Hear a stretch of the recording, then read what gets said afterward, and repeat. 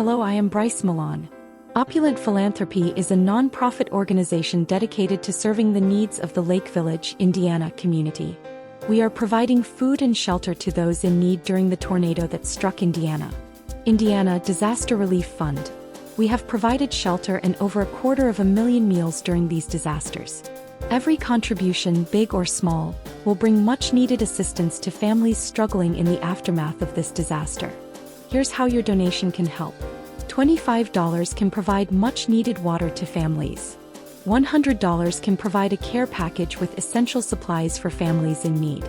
$250 can help ensure a family displaced by the tornado has access to food and shelter. $1,000 can help ensure a family displaced by the flood has long-term access to food and shelter. Bob Warely, 60, told NBC News that he received an alert on his phone Tuesday night, and once he started seeing debris flying through the air from the storm, he took shelter in a basement utility room at his home in Kankakee, Illinois. "Next thing I know, my kitchen is falling in on me," Warely said. "The house is falling in and I'm looking at the sky."